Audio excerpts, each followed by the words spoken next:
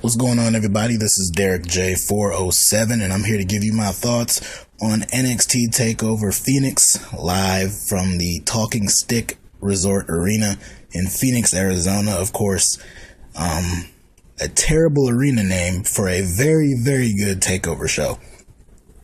NXT knocks it out of the park pretty much all the time, and this here was no real exception. Up and down the card, a lot of great matches, especially in particular the North American Championship match that everyone was looking forward to. Johnny Gargano and Ricochet put on a great match. We also got a star-making performance with the Women's Championship match between Bianca Belair and Shayna Baszler. A really good main event and a really good opener. So, all around, a really strong show. I enjoyed the hell out of it. And a great kickoff to this Royal Rumble weekend. So we'll go ahead and get things started with the beginning of the show. The opener was for the NXT Tag Team titles. The Undisputed Era, represented by Roderick Strong and Kyle O'Reilly, defending their titles against the War Raiders, Hanson and Rowe. The War Raiders had a really cool Viking-like entrance. I know some people probably aren't a fan of the whole Viking stuff, but that's a way of life for these two. That's like something they live by, so it works for them. But this was a really good match. The crowd was really into the Undisputed Era, probably a lot more than they were the War Raiders. But as the match went on and the War Raiders started to really do a lot of impressive moves, especially from Hanson, the crowd really started to get behind them. Just a lot of really good stuff. Like I said, from Hanson in particular, he had a lot of great power spots and a lot of good aerial feats. Did a dive through the ropes. At one point early on, he did a dive and he missed, and he had a pretty rough landing. But eventually later on, he did hit a dive through the ropes, I believe, on O'Reilly. At one point, he did a cartwheel in this match, which was really cool. And so, all good stuff. And of course, the Undisputed Era voted the best tag team in NXT for 2018, and they showed why. At one point, Roderick Strong hit a superplex on Hanson off of the top rope, and then Kyle O'Reilly came down with a diving knee right onto his midsection, but it was only good for a 2 count. Towards the finish, we saw Hanson once again do something really cool. It was a double back elbow off of the ropes. He did the forward motion and hit the ropes upside down, came backwards and hit the double back elbow. Then put them both in position for Rowe to do his powerbomb, world's strongest slam combo on both men. And then they hit their diving leg drop, sidewalk slam combo finisher, I believe, Kyle O'Reilly, to get the win. And we have new NXT Tag Team Champions. This was a move I think a lot of people saw coming for a while. At least I know I did. I figured the War Raiders were destined to win those titles for a while now. And couldn't think of a better time than now. So, like I said, a great opener. A lot of great stuff in it. And in my opinion, the right team won. So good for the War Raiders. And where this leaves the Undisputed Era, who said they want to win all the championships in NXT this year, I guess we're going to find out. Up next was Matt Riddle and Cassius Ohno. This is match 3 between these two. We remember they had their first match was impromptu at a TakeOver War Games a few months ago, and it only lasted like a few seconds. And then they had a match on NXT television that Riddle won with the bro mission. So this was the third and I would assume final match in this feud here. Cassius Ohno was a sick fuck in this match with some of the stuff that he was doing to Matt Riddle's feet. Of course, Matt Riddle wrestles barefoot. He stomped on Riddle's foot at one point, which is normal. That's what you expect. But it was later on he had Riddle down, and he was seated right in front of him, and he grabbed Riddle's foot, and he took a bite out of his big toe. Very, very disgusting. Putting another man's toe at all in your own mouth is disgusting by itself, but seeing how he's walking all around the ring and ringside and all that. Is gross. So for that alone, I was hoping that Matt Riddle would win, and he did. At one point, he started to make a comeback. He started to beat down Cassius Ohno to the point where he had Ohno begging off, and he extended his fist out for a fist bump. That's what happened in their second match, when it looked like Ohno had gained respect for Riddle, and that's when he lowered the boom and kind of suckered him in to take him out from TV for a few weeks. So he was, extending his fist out once again, and the King of Bros, the original Bro, whatever you want to call him, came in for a huge knee strike right to the face and got him in position for basically a rear naked suplex, and kind of just dove him over, and he landed like head and shoulder first down onto the mat. Then he just started to rain down on him with elbows right to the neck. We've seen Daniel Bryan do this type of maneuver too, and he was doing that, and I guess that counts as a submission because he tapped out. Ohno did. So Matt Riddle gets the win there. Up next was the highlight match of the night, in my opinion. It was Ricochet defending the NXT North American Championship against Johnny Gargano, Johnny TakeOver, who's been believing his own hype recently, and looks at himself as Mr. TakeOver, and he wanted to start off the year winning championship gold, and the gold on his sights was the North American title, and these two went out there and had a terrific match that you would expect Johnny Gargano and Ricochet to have. If there were two options for who you would consider Mr. TakeOver, I think it's between these two guys, and they proved that in this match. Ricochet is completely unreal.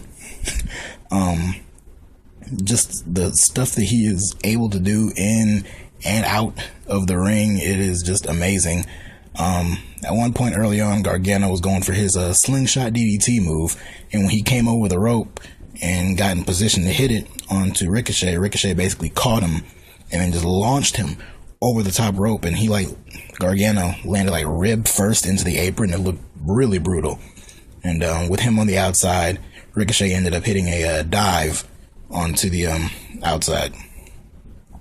At one point later on, both men were up top.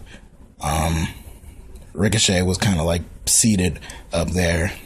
Gargano was trying to hit like a Frankensteiner off of the top rope, but Ricochet was holding on, had him in position to almost give him a power bomb, but then Gargano hit the move anyway.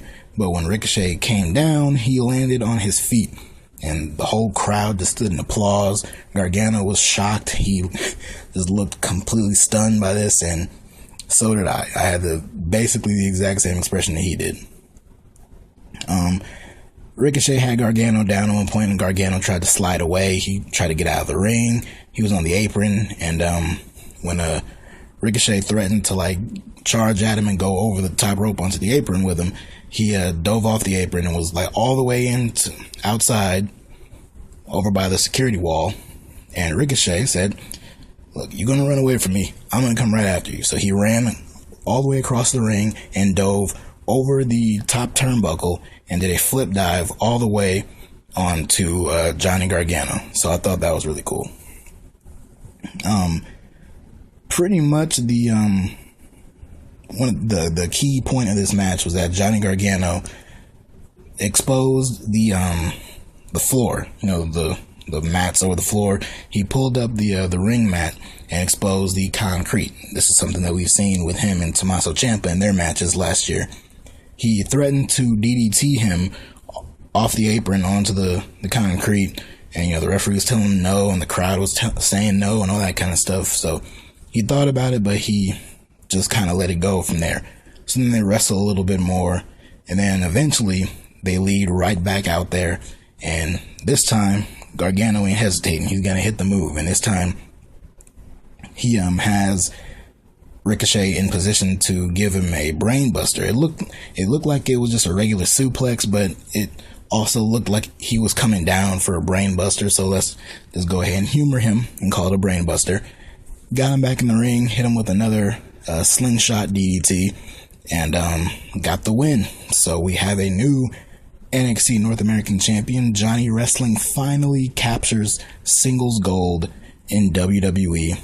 And if you were to tell me months and months ago that the gold that Johnny Gargano would finally capture would be the North American Championship and not the NXT Championship away from Tommaso Ciampa, I would have thought you were crazy. But that's where we're at. We saw, I don't know if you want to call it the de-evolution or the descent or whatever you want to call it, of Johnny Wrestling into basically what Tommaso Ciampa is trying to get in his head and form him into. He used underhanded tactics, pretty much using the exposed floor to get the win, and it worked out for him. So can't argue with results. Like I said, Ricochet is unreal. Johnny Gargano is Johnny Wrestling and Johnny Takeover and all that kind of stuff for a reason. And best match of the night, possibly the best match of the weekend. There's quite a few matches at the Rumble tomorrow night that could potentially top it. But yeah, great stuff here.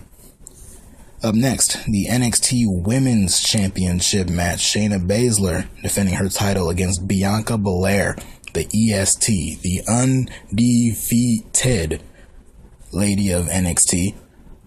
Before I get to the match, let's talk about the same thing that everybody else was talking about, and that's Sam Roberts on the pre-show. So you know the pre-show is comprised of a panel of Charlie Caruso, Sam Roberts, and Pat McAfee. For some odd reason, when they were talking about this match, Sam Roberts went on this rant about how Bianca Belair is not of the caliber of some of the other women who have come through NXT, like Shayna Baszler and Charlotte and Sasha Banks and people like that, saying she doesn't belong at TakeOver and all that kind of stuff. And I didn't hear it at first. I had to see it on Twitter when it popped up on my timeline. But yeah, it was very odd. Because you don't expect, like, Sam Roberts, he's really nothing. You know, he's just, basically like Peter Rosenberg. They're pretty much the exact same thing. So he's basically like a fanboy almost. So hearing him say that about Bianca Belair and just burying her the way he did was very jarring for me and a lot of other people, I could tell. So, not that Sam Roberts' opinion mattered, but you looked at this match hoping that Bianca Belair would prove her doubters, specifically Sam Roberts in this case, wrong, and I think she did that, even in defeat, because she did not beat Shayna Baszler, but in my opinion, she did win over a lot of people by showing that she did belong.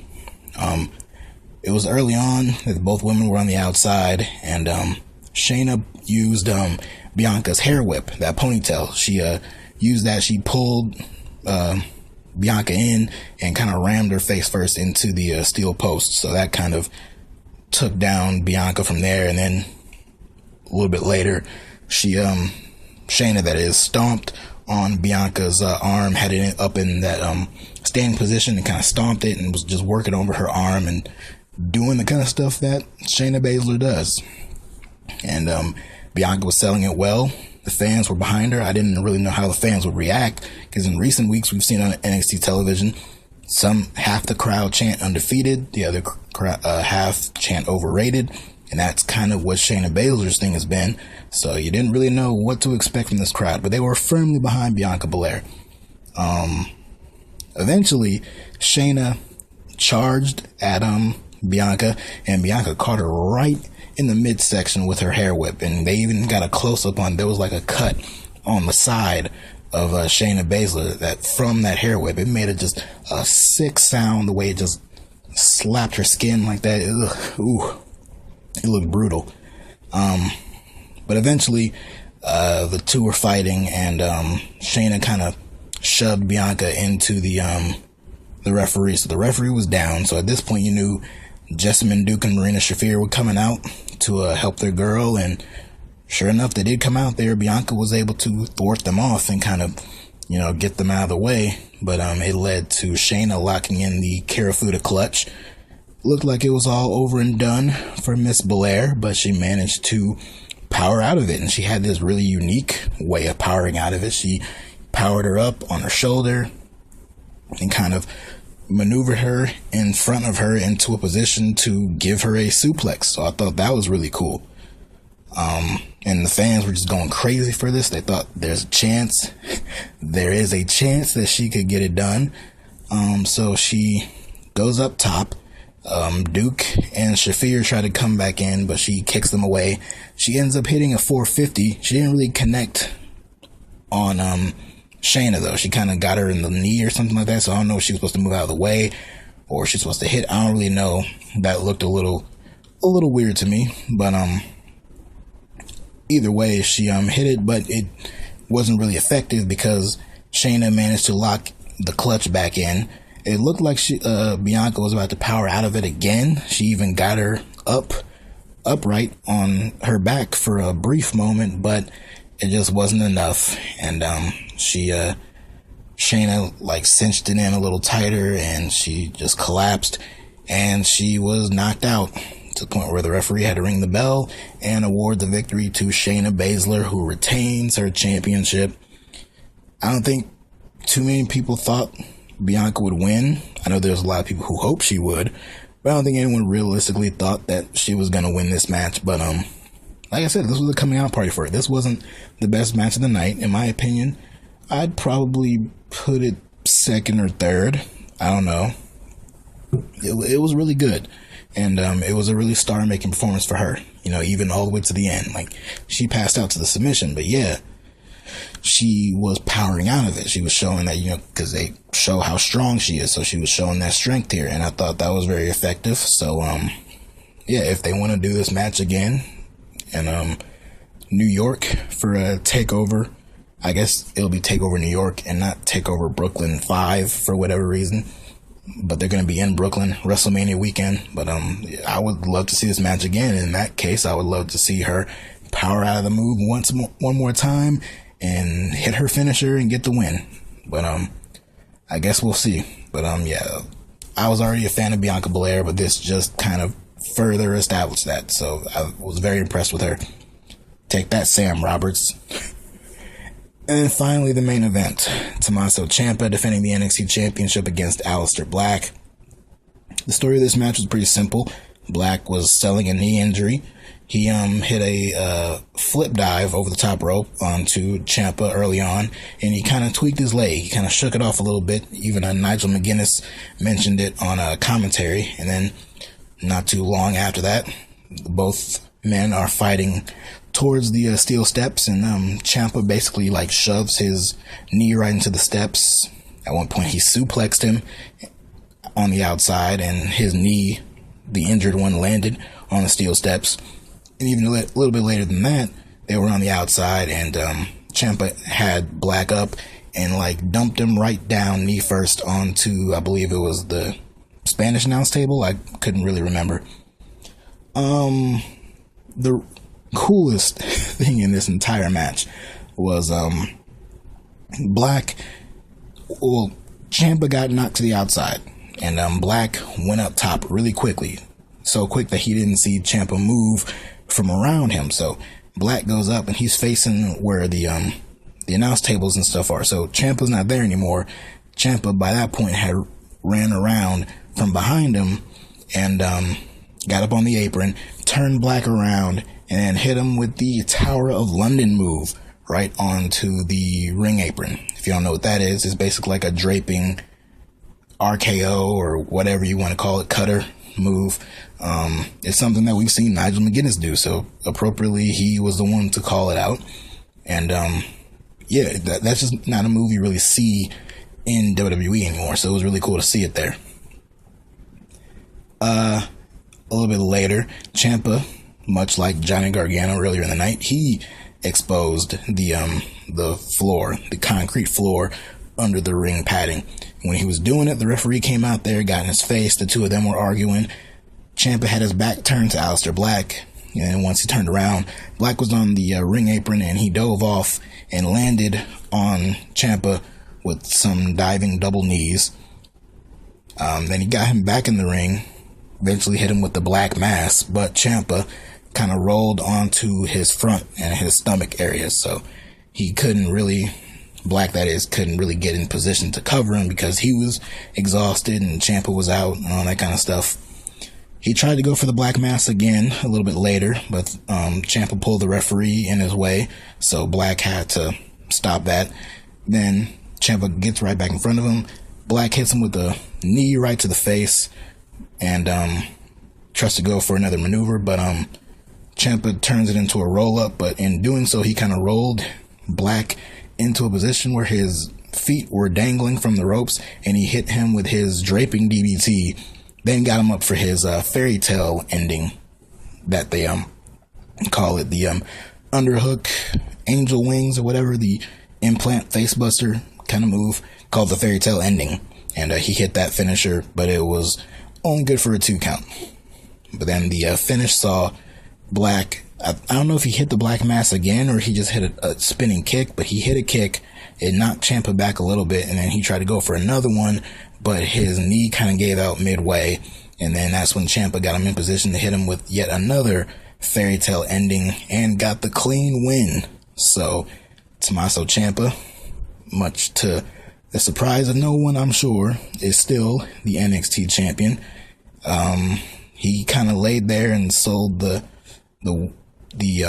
pain and all that kind of stuff for a little bit, and he was just kind of in the ring there for a while and was celebrating, and the camera was focusing on him and all that kind of stuff, and I think even the crowd was just kind of waiting on something because they knew that wasn't going to be the end.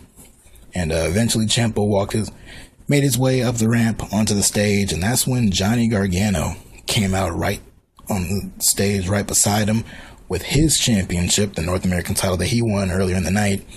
He raised his championship, and Tommaso had a great big evil grin come across his face, and he raised his championship. So both members of DIY are now the reigning top singles champions in the company. So you could even hear the fans broke out into a DIY chant. So they're all for this evil, twisted DIY reunion. I'm for it too. You know, I like Johnny Gargano as a babyface and all that kind of stuff, and I don't know if they're ever going to finish the story of him defeating Tommaso Ciampa and righting that wrong or facing that. I don't know if they're going to do that or not, but hey, both members of DIY are heels and they're both singles champions, so I think that's really cool. The story of Ciampa basically corrupting Johnny Gargano is a really cool story. So and I don't know if it's in full effect now, but it certainly looked like that at the end of this show. So I thought that was a really cool image to go off the air, and the fans were into it and I was into it, and that was the end of the show. And like I said at the beginning of this video, it was a great show. How does it stack up with other takeovers? Overall, probably somewhere in the middle, not too far down, but not too high up there, at least not for me personally. But I mean, the highlight of this show for me, like I said, was Aleister Black.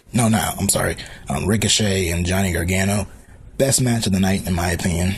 And the main event was really good. Matt Riddle and Cassius Ohno was probably the weakest match. The women's match was really good, but more so Bianca Belair, her little coming out party was really what made it for me. And the opener was a fun tag team match. NXT does tag team wrestling a hell of a lot better than anything we see on Raw and SmackDown. SmackDown can be good when it's not the merry-go-round with the bar, the New Day, the Usos, and all that kind of stuff. But yeah, tag team wrestling. You want good tag team stuff in WWE?